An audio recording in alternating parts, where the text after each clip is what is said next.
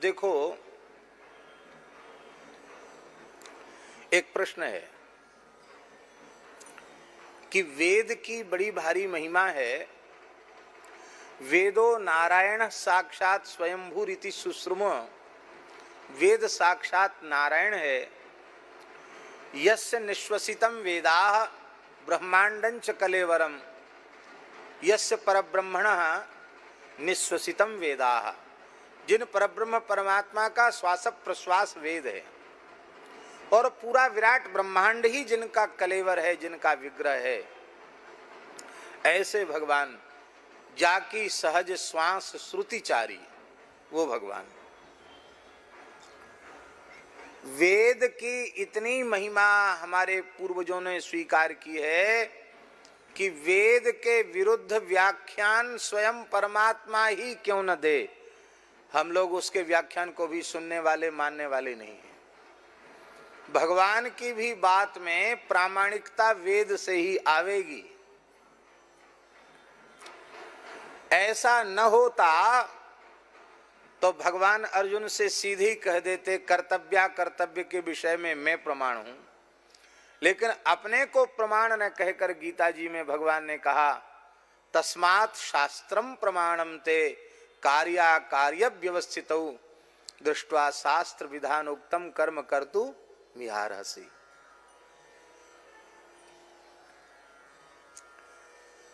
कर्तव्य के विषय में मैं भी प्रमाण नहीं हूं, कोई व्यक्ति प्रमाण, शास्त्र ही। शास्त्र माने वेद, वेद परम परम प्रमाण है।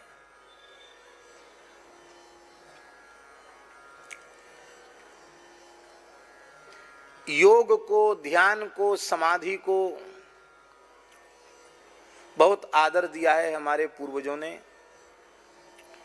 योग में जो अनुभूति होती है उसको योगज प्रत्यक्ष कहते हैं। उसको क्या कहते हैं? योगज प्रत्यक्ष। पर ब्रह्मसूत्र में भगवान व्यास ने कहा है कि योगज प्रत्यक्ष भी यदि शास्त्र विरुद्ध हो रहा है तो उसे कोई व्याधि अथवा भ्रम समझना चाहिए। वो वस्तुतः अनुभूति नहीं है। योगज अनुभूति भी, ध्यान धारणा समाधि से जन्य अनुभूति भी शास्त्रानुमोदित होनी चाहिए। शास्त्र विरुद्ध अनुभूति हो रही है तो कोई विकार है, कोई बीमारी है, कोई विक्षेप है। शास्त्र की इतनी महिमा है। जब वेदादि शास्त्रों की इतनी महिमा है तो सीधे ही कह देना चाहिए वेद वाक्येषु विश्वासा श्रद्धा।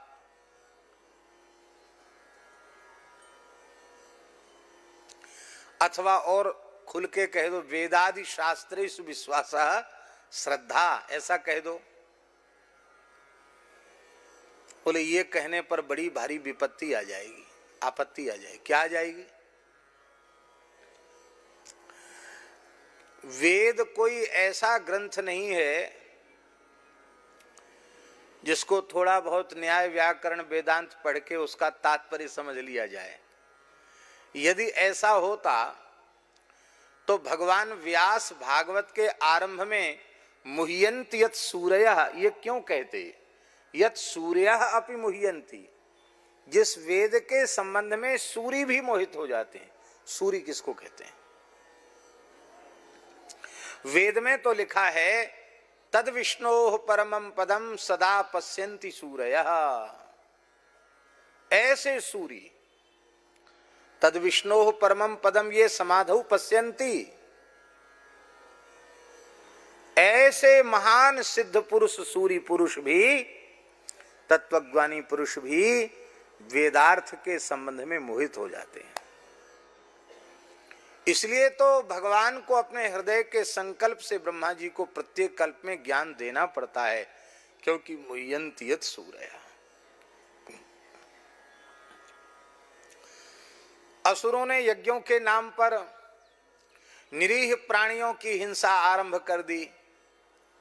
ये थोड़ी कहते थे कि हम पाप कर रहे हैं, वो तो वेदों की दुहाई देकर के तो हिंसा आरंभ की उन्होंने।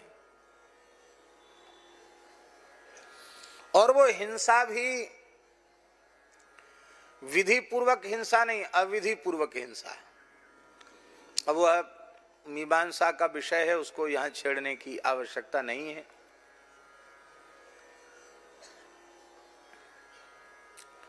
यज्ञ हिंसा हिंसा है कि नहीं है, ये एक अलग प्रकरण है, उसकी आवश्यकता नहीं है।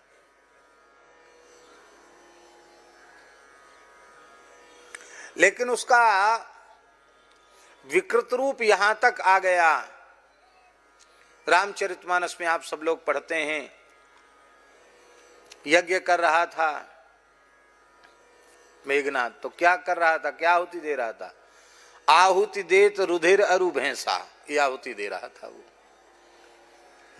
तिल जो चावल की और सुंदर जड़ी बूटियों की नहीं, यज्ञ औषधियों की नहीं, आहुति देत रुधिर अरु भैंसा, यहां तक विकृति आ गई थी। तो हम वेदों का तात्पर्य ठीक से समझ पावेंगे, ये संभव नहीं है।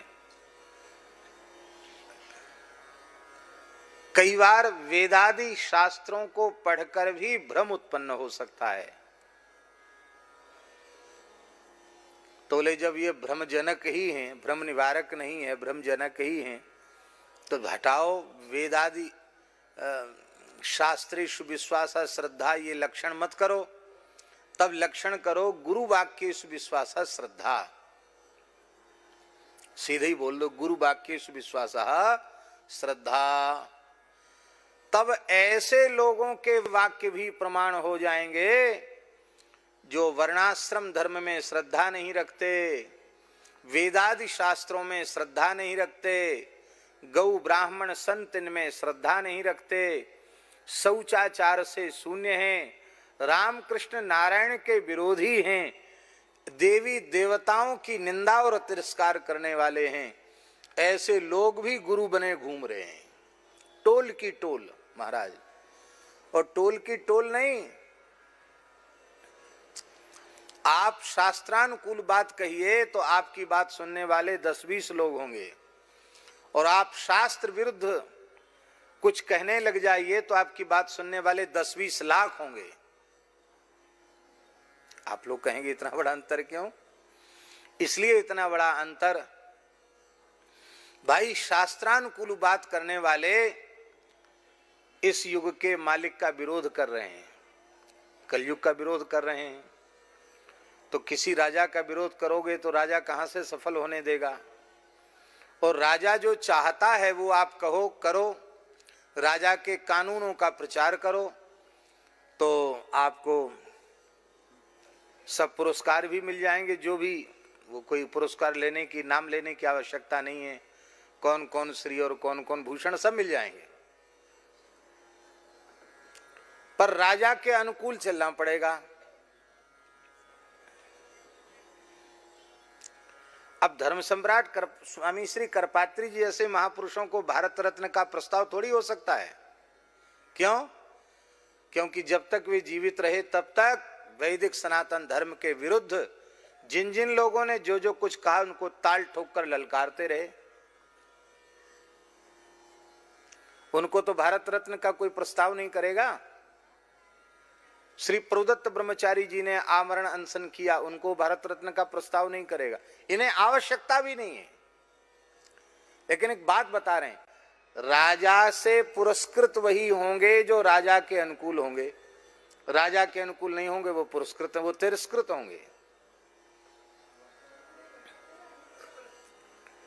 तो कलयुग के कानून का प्रचार करोगे तो कलयुग आपकी सहायता करेगा, उसका विरोध करोगे तो कलयुग आपको उठापटक करेगा।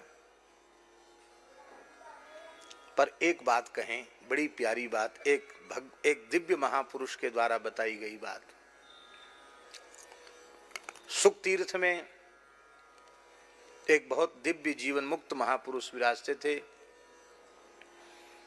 परम पूज्य स्वामी श्री विष्णु आश्रम जी महाराज। दास पर बड़ी कृपा थी उनकी। उन्होंने एक बड़ी प्यारी बात कही। उन्होंने कहा, देखो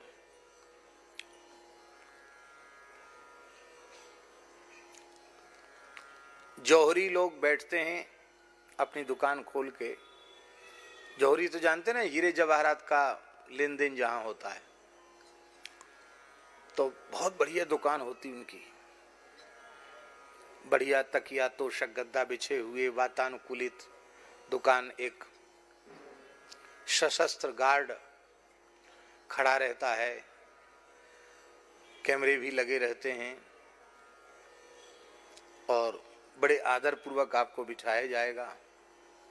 और वहां भीड़ नहीं रहती जौहरी की दुकान पर 2-4 ग्राहक भी यदि आ गए तो जौहरी का दुकान खोलना सफल हो गया। 2-4 नहीं, एक बढ़िया ग्राहक आ गया तो काम बन गया। एक भी अच्छा ग्राहक आएगा तो 10-20 करोड़ का फायदा भी एक दिन में हो सकता है। और साग भाजी की मंडी होती है, उसमें सबसे ज्यादा भीड़ होती है, क्योंकि रोजमर्रा की चीज है, सबको जरूरत है साग भाजी की। ओ बड़ी भीड़ इकट्ठी होती है, इतना हल्ला होता है बाजार में। सब्जी मंडी में जाके कभी देखो, हमारे ब्रज में तो लइयो रे दैयो रे, इतने रुपा धरी, इतने रुपा शेर करके खूब जोर जोर से आवाज लगाते हैं। और थोड़ी देर में हाट उठ गई, और हाट उठने के बाद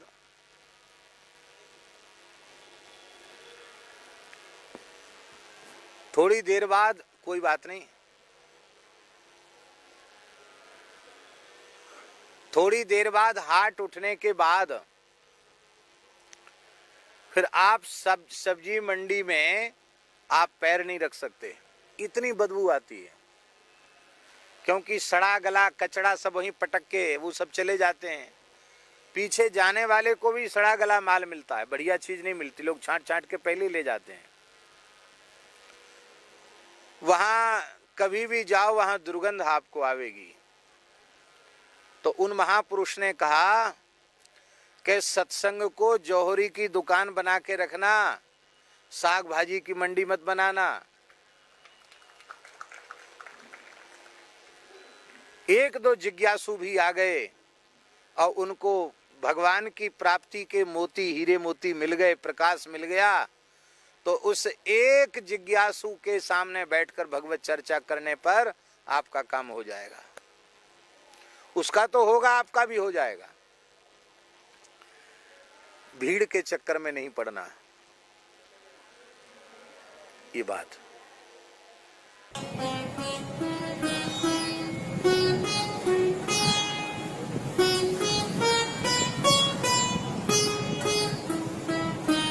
श्री सीताराम प्रतिदिन सत्संग एवं दर्शन के लिए श्री महाराज जी के ऑफिशियल चैनल को जरूर सब्सक्राइब करें।